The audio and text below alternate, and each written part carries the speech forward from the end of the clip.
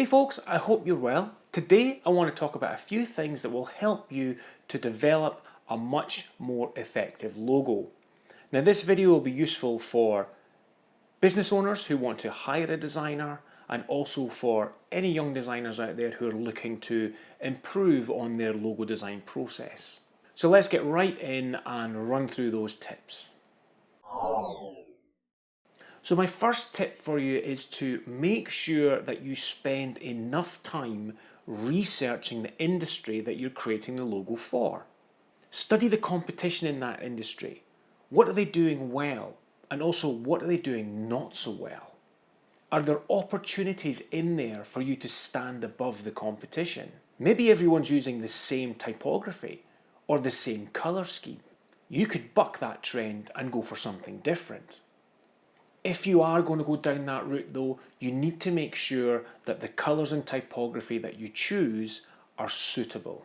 For example, blue is probably not a great colour to choose for someone in the food industry. And you probably don't want to choose that quirky typeface for anyone who is in the financial industry. By spending plenty of time doing your research, you'll get a better understanding of where your logo needs to be placed within that specific industry. Without doing any research or with doing just minimal amounts, you could find that you end up creating a logo which just merges in with everyone else's, or even worse, that it really doesn't suit that industry at all, and therefore the logo becomes completely ineffective. So I mentioned that you can make your logo stand out by the use of colour and typography.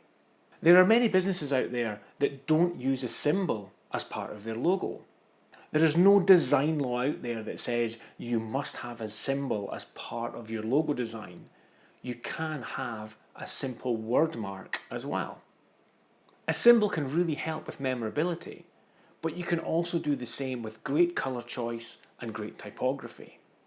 The key here though is to fully understand the meaning of colour and to understand when a typeface is appropriate. For example, colours can have both negative and positive aspects to them. Take yellow for example. In Japan, it represents bravery, wealth and refinement, whereas in France, it can represent weakness. And in China, it represents pornography. So you can see not only do colours have different meanings in different cultures, you want to make doubly sure that you choose the right colour for the right culture and also the right industry. When it comes to typography, that can also have specific moods and feelings. There's less chance of any culture shock. But for example, if you were designing a logo for a lawyer or a funeral director, you really don't want to choose a quirky typeface for that specific set of industries. It just wouldn't fit, and it would give completely the wrong impression of the business. So take the time to learn about colour and typography. It will really help you when it comes to creating your logo designs, and it could also stop you from having an international incident. The next tip is to spend time sketching before you move into your design software on your computer. It can be very tempting to just open up your design software and jump straight into creating that final logo design. The problem is you may have access to an array of design tools, but without a solidly thought out and explored concept, your logo is potentially going to be very weak. You should spend a good amount of time exploring your concept designs. Ideally, you want to sketch on paper, or as I do on a tablet, something that just lets your mind quickly explore ideas and iterations around a design. You want it to be free-flowing. You don't want to be thinking too hard about those designs.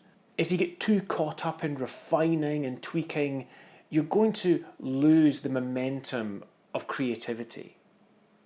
By pushing forward quickly, the bad ideas can quickly be pushed to the side, and you can develop and hone in on the concepts which are probably going to be the most successful. Sketching allows freedom of expression and lets our imaginations run free. Again, like jumping into your computer design software, don't be tempted to just sit and work on one concept. The whole point of sketching is to explore every possible avenue you can based around the industry you're designing the logo for. What I find useful is creating a mind map, selecting words which are related to the industry that I'm trying to design the logo for. I can then pick and choose and combine words which will then bring in visual imagery into my head, which I will then sketch quickly onto the page and see where that takes me. It can open up some really great creative avenues for you. I also know that it takes me at least half an hour before I really get into the flow of exploring the more unusual concept designs. The first half hour, you'll be producing designs which are derivative and expected and what probably 99% of other companies in that industry have. What you want is to create something unique for your client. And to create something unique takes time and effort. So make sure you push through that sort of first half an hour barrier and give yourself the time to let your imagination truly free up and see goals and see options that may not have been there right at the start. In combination with your earlier research, sketching is one of the most important parts of the entire logo design process. Now the next thing is to try and avoid design trends. Now I know I get tempted myself. You see something and it's pretty cool, a lot of the big designers are using it, but when it comes to logo design, you really want to stay away from design trends because they come and go very quickly. Sure, use a design trend in your marketing or branding materials. Those things have a short lifespan. Your logo is going to be around for a long time.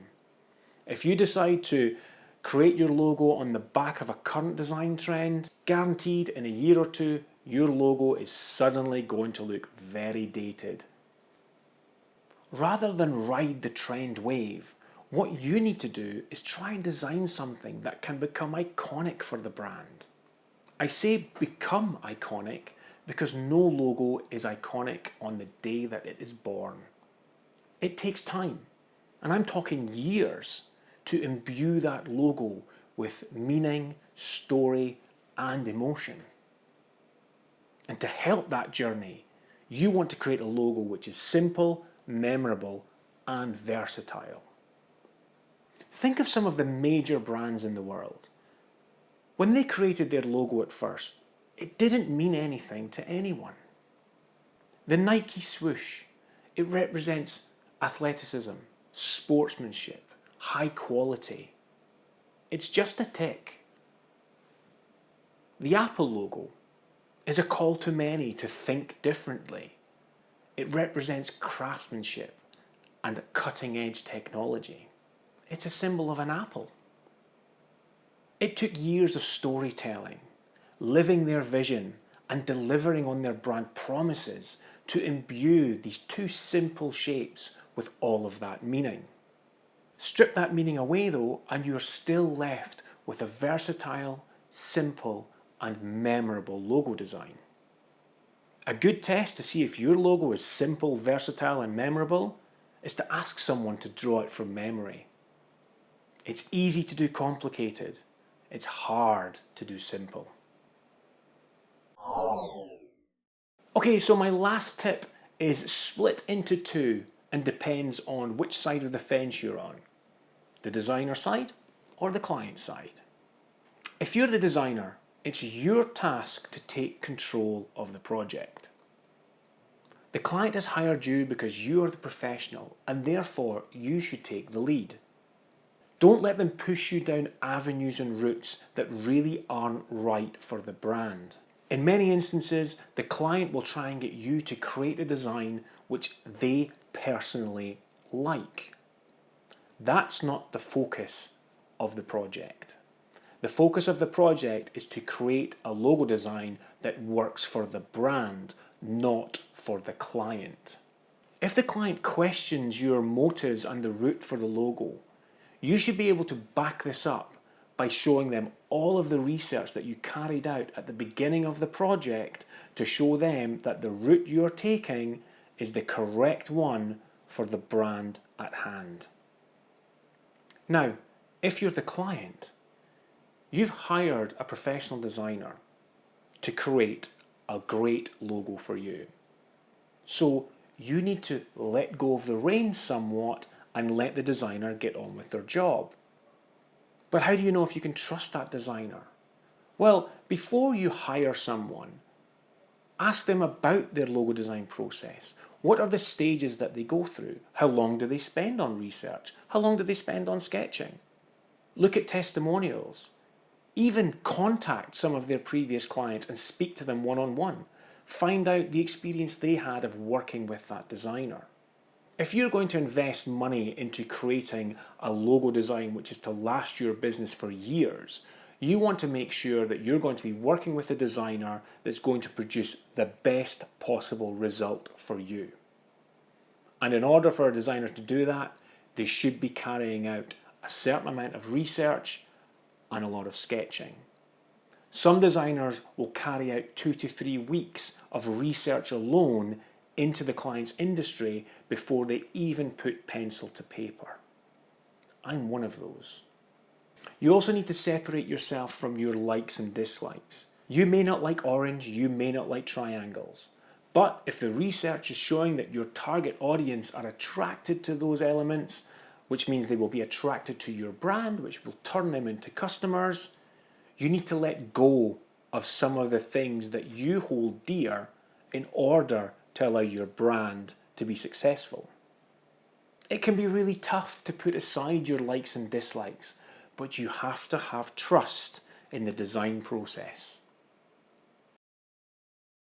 By putting in the effort and understanding the core elements of design, you're going to end up with a truly successful logo that will last for years and, more importantly, become recognizable and memorable to your audience. Thanks for watching this video. I hope you've learned from it. If you have, give it a thumbs up. Subscribe to the channel if you haven't already, and when you have, make sure you click on that little bell icon to get notified whenever I release a new video. And until I see you next time, folks, stay creative.